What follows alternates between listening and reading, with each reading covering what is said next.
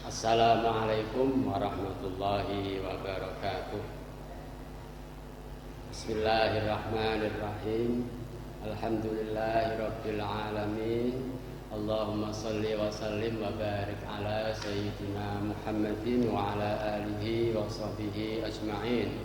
Wala haula wala quwwata illa billahil aliyyil azim. Subhanaka la ilma lana illa ma 'allamtana innaka antal alimul hakim. Rabbi habli hukman wa alhiqni bis salihin. La haula wa la quwwata illa billahil aliyyil azim. Amma ba'd. Kita lanjutkan pelajaran tafsir ayat 142.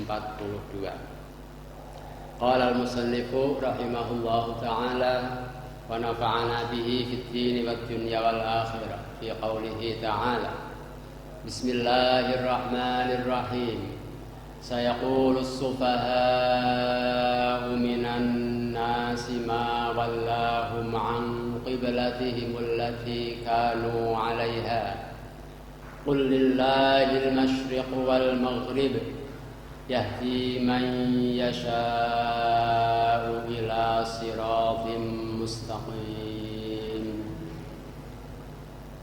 Sayaqulu as-sufaha, sayaqulu bakal ngomong as-sufaha sapa wong-wong bodoh.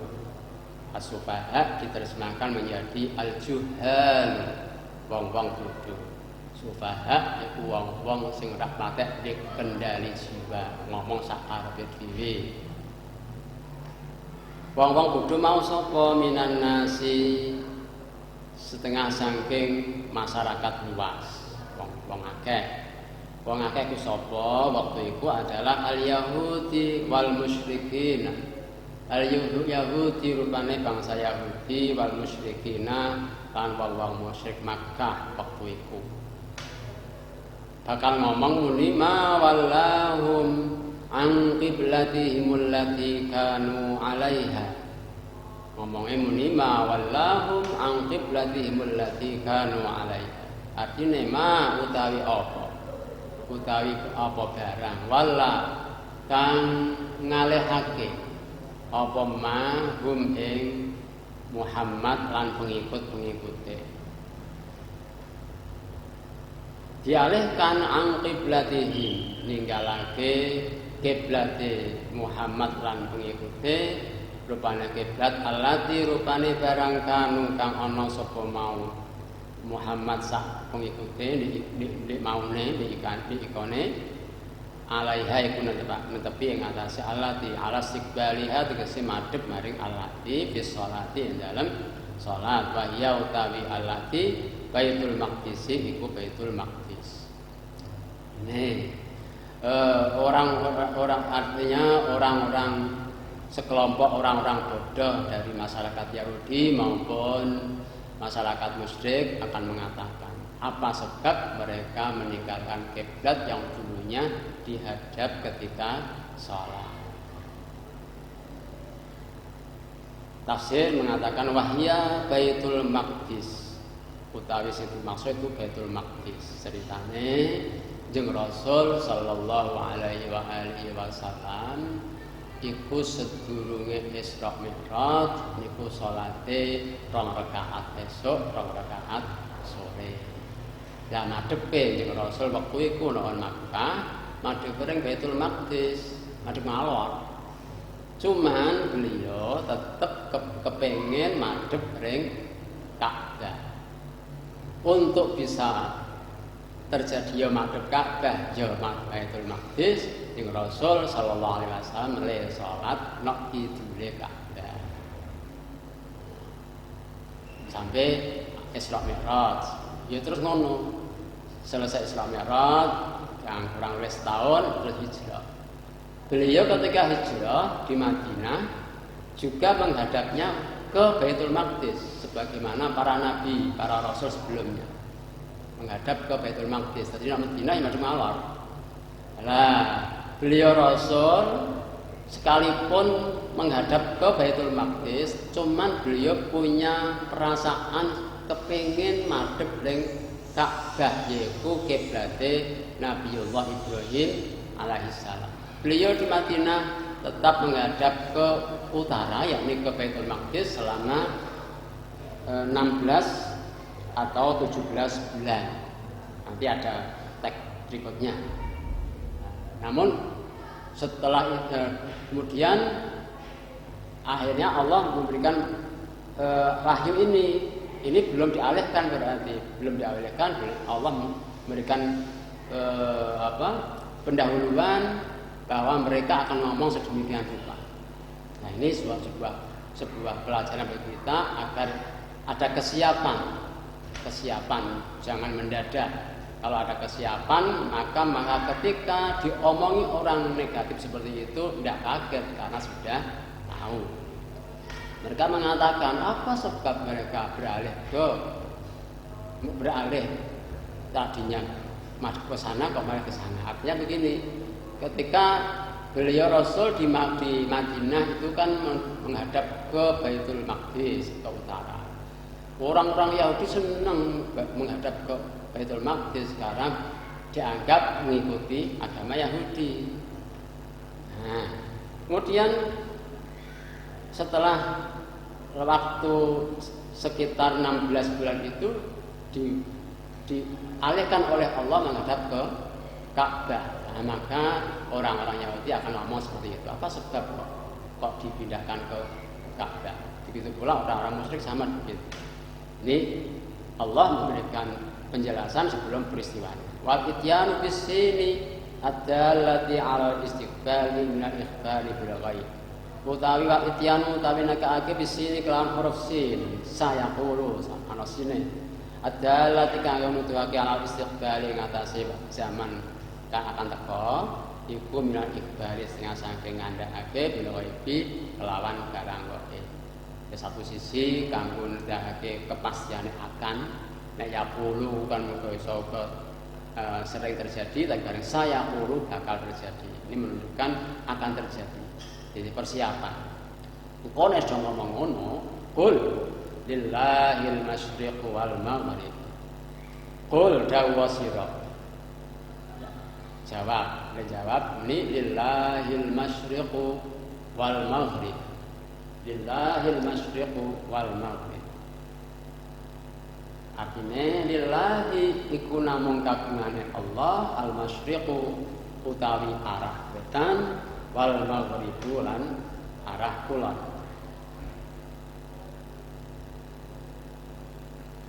Timur maupun barat itu hanya Allah yang punya. Ini ada sedikit istimewa. Tadi peristiwanya beliau menghadap utara dan selatan, tapi Allah menyatakan timur barat. Ini ada sedikit keistimewaan yang tidak saya ungkapkan di sini, lain hari insya Allah. Kemudian timur barat diartikan al-jihatu kulluha, tegese piro-piro arah kulluha sekabiah, arah manapun. Arah manapun adalah milik Allah. Karena milik Allah, fayamuru bitawajjuhi ila ayyi jihatin sya'a. Fayamuru mongko perintah sapa Allah bitawajjuhi kelawan madhep ila ayyi jihatin maring ndi arah sya'a kang kersa sapa Allah. Karena milik Allah, maka Allah menyuruh memerintahkan menghadap kemanapun ya tidak apa-apa itu milik Allah. La tiradu alaihi, tegese la tiradu sama sekali ora ana gantahan, orang ana sanggahan, orang ana perlawanan alaihi ngatasé Allah. Tidak ada lawanan, tidak ada perlawanan karena apa? Semuanya milik Allah. Karena milik Allah, maka itu semuanya wewenang Allah. Salah satu kewenangan Allah adalah yahdi man yasha'u ila siratim mustaqim. Yahdi maringi hidayah, mari petunjuk, maringi tuntunan sapa Allah manting wong yasha'u kang kersa sapa Allah ing ma dikersakake hidayah tahu ing dituntun dening Allah, dituntun ila siratim mustaqim maring dalan kang lurus. Allah pun berwenang memberikan hidayah pada siapapun. sehingga bisa mengikuti jalan yang lurus, yakni dinil islami, yakni agama yang disebut Islam. Artinya begini, mereka menyanggah tentang apa sebab terjadi peralihan kiblat. Jawaban Allah mengatakan lillahil masyriqu wal maghrib.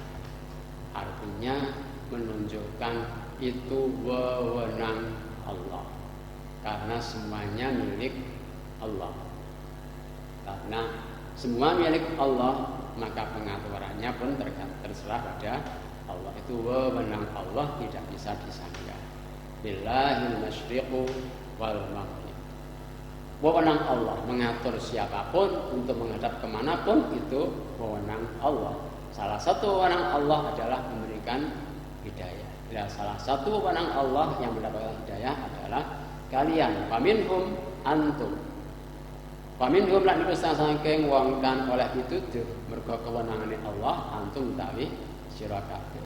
Dalla ala hadza, nuduhake ing atase iki makna apa dawuh wa kadzalika ja'alnakum ummatan wasat. Wa kadzalika ja'alnakum ummatan wasatan litakunu syuhada'a 'alan nas. Litakunu syuhada'a 'alan nas wa yakuna ar-rasulu 'alaikum shahida.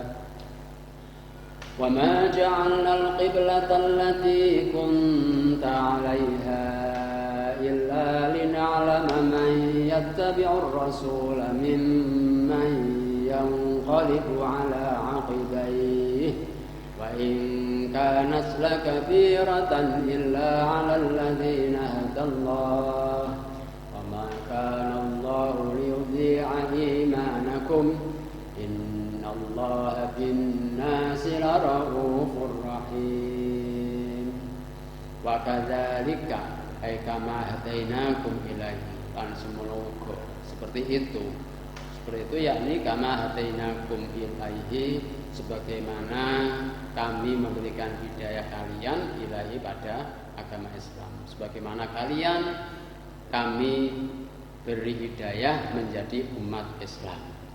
Sebuah nikmat dari Allah karena wewenang dari Allah. Ja'alnakum, salah satu kewenangan Allah adalah memberikan hidayah. Bahkan ja'alnakum wasdatiake sapa ingsun kum ing sira kabeh ya ummat Muhammadin, wahai umat Muhammad sallallahu alaihi wasallam. Kalian kami jadikan ummatan wasatan, ing bangsa wasaton kang adil, kang tengah-tengah, khiyaron udulan, kang pilihan-pilihan atau adil-adil. Kalian kami jadikan bangsa yang baik-baik, yang terpilih dan yang bersifat adil. Ada tugas litakunu syuhada'a 'alan nas. Litakunu supaya ana sapa sira kabeh syuhada'a iku dadi saksi. Para saksi 'alan nasi kang mbebani ing atase wong-wong akeh, wong-wong kafir maksude. Kapan yaumal qiyamati, ing dalem dina kiamat. Isine kesaksian anna rusulahum balaghathum. Kelawan sak temene para rasuling masyarakat sing ora gelem nganut mau, balaghat iku wis nyampekake sapa para rasul hum maring masyarakat. Para rasul wis do dakwah, wis do menyampaikan risalah maring masyarakat. Dene masyarakat tak nganut iku urusane masyarakat. Itu disaksikan oleh kita umat Islam, umat Kanjeng Rasul sallallahu alaihi wasallam. Wa yakunar rasulu, lan supaya ana sapa Kanjeng Rasul alaikum ing atas sira kabeh. Alaikum ditafsirkan menjadi lakum, untuk sira kabeh, syahidan iku dadi saksi. Begitu pula beliau akan menyaksikan kalian sebagai bangsa yang terbaik. Annahu balaghakum, yang isinya antara lain bahwa beliau Rasul pun telah menyampaikan pada kalian sehingga kalian pun mengikuti beliau Rasul. Ini sebuah ungkapan tentang kelebihan kita sebagai umat Kanjeng Rasul sallallahu alaihi wasallam, disebut syuhada'a 'alan nas. Satu sisi yang kita pahami adalah mencambuk kita agar kita benar-benar bertindak baik sehingga layak menjadi saksi. Litakunu syuhada'a 'alan nas. Kemudian tentang kiblat, berkaitan dengan kiblat tadi, wa ma ja'alna al-qiblata, lan ora dadekake sapa ingsun al-qiblata ing kiblat laka kanggo sliramu al-ana saiki. Maknane kiblat al-jihata, rupane kiblat allati kunta alaiha, allati rupane kiblat kunta kang ana sapa sira nikone alai ing atase lati awalan ing kawitane wahya utai awalan al-Ka'bah Ka'bah diiko yen Nabi madhep ing Ka'bah mau iku sedurunge ana peralihan jeung Nabi mau nalika ndhukun awale ndhukun Mekah madhep ing Ka'bah tapi nek kidul Ka'bah. Dadi sekaligus madhep ing Baitul Maqdis. Terus bareng Baitul Madinah tetap madhep ing Baitul Maqdis selama 16 bulan, kemudian dialihkan ke Ka'bah. Peralihan tersebut adalah illa lina'lama may yattabi'ur rasul. Nah, tafsirnya tak wacane sih. Wa kana sallallahu alaihi wasallam. Lan ana sapa Kanjeng Rasul sallallahu alaihi wasallam dika yusolli iku salat sapa Kanjeng Nabi ilaiha madhep maring Ka'bah. Falamma hajara umira bistiqbali Baitul Maqdis. Mongko nalikane wis hijrah sapa Kanjeng Nabi iku diperintah sapa Nabi bistiqbali Baitul Maqdis kelawan madhep Baitul Maqdis. Iki ana selisih pendapat bahwa nalika awale Kanjeng Nabi memang madhep ing Ka'bah terus Kanjeng Nabi kedhawuhan madhep ing Baitul Maqdis sehingga madhepe dirangkep ya madhep Ka'bah ya madhep Baitul Maqdis mak kidul Ka'bah. No.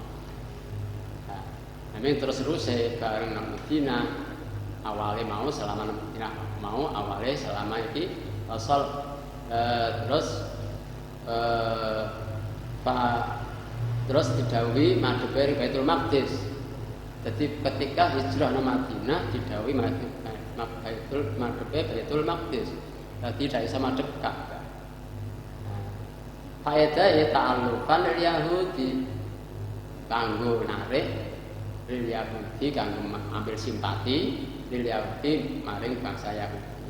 Mergo diperintah fasalla maka salat sapa Nabi ilahi madhep maring Baitul Maqdis oleh salat mau sittata ausab kata asyara yang dalam 16 atau 17 syahran apane bulane. Jadi doon Madinah Nabi doon Madinah awal Madinah itu selama 16 atau 17 bulan ini madhep ing Baitul Maqdis. Tsumma huwila nuli dipindah apa mau Nabi sapa Nabi pindah le madhep. Dadi malih madhep ing Ka'bah. Peralihan itu illa lina'lama kejaba kanggo ngetingalake sapa ingsun. Kanggo ngetokno ilmu luhur tegese ilmu kang ngetingalake.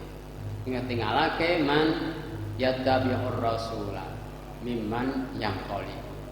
Man ing wong yattabi'u kang manut sapa man ar-rasula ing rasul. Di kanggo ngetokno sapa sing ngikuti beliau rasul mimman terbedakan saking wong yang qalibu kang malih sapa wong malih ala aqibaihi ngatasé tungkak loro. Wong sing tungkake malih artine balik arah. Artinya balik arah piye tidak mengikuti beliau rasul. Artinya dalam peralihan kiblat ini faedahnya adalah untuk menguji kebenaran seseorang. Apakah dia benar-benar mengikuti beliau rasul atau bahkan tidak. Yarji'u ilal kufri, artinya berbalik arah adalah yarji'u tegese bali sapa wong ilal kufri maring kufur murtad. Karena sakkan karena mahman fitini ing dalam agama aulanan wadhanan lan krana nyono anan nabi ya ing satene Kanjeng Nabi sallallahu alaihi wasallam fi hiratin iku ing dalem kebingungan min amrihi saking urusane madhep maring kiblat. Jadi ana masyarakat sing bingung tentang peralihan itu, sehingga akibatnya mereka murtad. Faqatir tadda lan teman-teman murtad bidzalika krana mengkono-mengkono peralihan kiblat jamaatun sapa sekelompok masyarakat.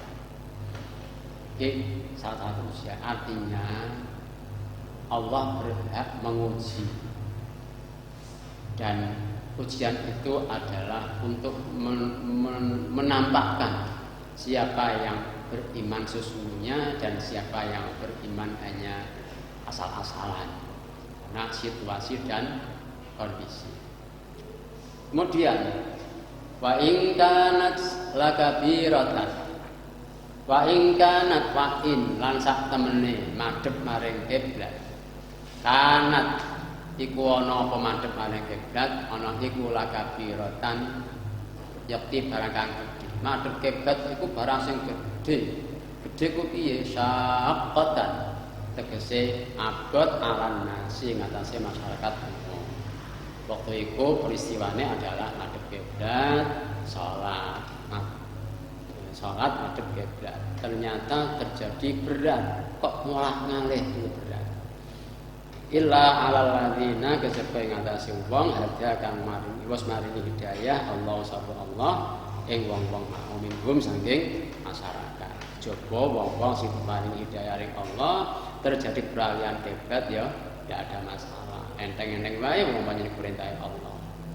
Nah, ini kalau kita lihat adalah tentang masa lalu.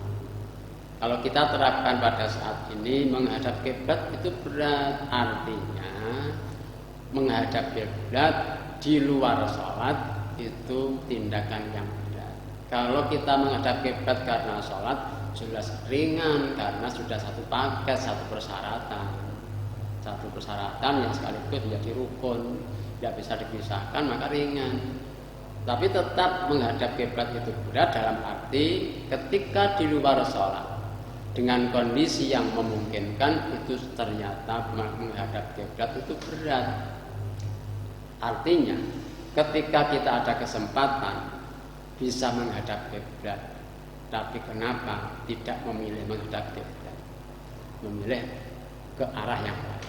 Bahkan kita diberi kesempatan oleh Allah duduk bisa menghadap ke arah kiblat pun belum tentu berniat menghadap kiblat. Ini menunjukkan menghadap kiblat adalah sebuah tindakan yang disebut ibadah, sehingga ada keberatan. Apapun yang bersifat ibadah mesti berat sekalipun ringan.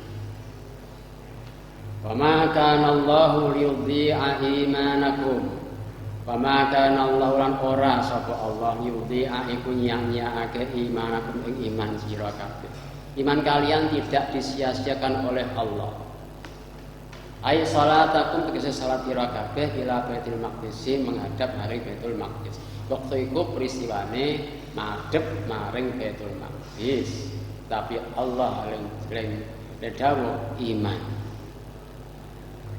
Artinya Allah menghargai iman dasare, ora sekedar apa jenenge buah-buah imane, buah-buah iman karena salat dan sebagainya. Tapi ini Allah menyampaikan dasar iman. Iman ira kabeh ora disia-siakan Allah. Artinya dihargai. Bal yuthibukum tegese ganjar sapa Allah kum sira kabeh alaihi sebab iman ira kabeh. Imanmu dihargai. Berarti bila iman seseorang nilainya tinggi, maka apapun yang muncul dari iman itu pun harganya ikut tinggi. Dan ketika iman itu nilainya rendah, maka apa yang muncul dari iman itu menjadi rendah. Ini wa ma kana Allahu liyudhi'a imanakum. Ayat ini li anna sababan nuzuliha karena sak temene sebab temurune ayat iki as-su'al iku pertanyaan ditakon aman mengenai wong mata kang mati sapa man qabla tahwili sedurunge dialihkan. Artinya ketika terjadi beliau ini menghadap ke Baitul Maqdis, sahabat ikut menghadap Baitul Maqdis. Selama kurun waktu ini juga ada yang meninggal. Kemudian ketika dialihkan ke Ka'bah, maka terjadi pertanyaan, lah anak-anaknya semua ada kiblatnya Baitul Maqdis belum piye? Dijawab Allah, tetap untuk ganjaran, orang sia-sia. Cuman Allah akan menyampaikan orang ganjarannya sholat, langsung imane, yang dihargai imane.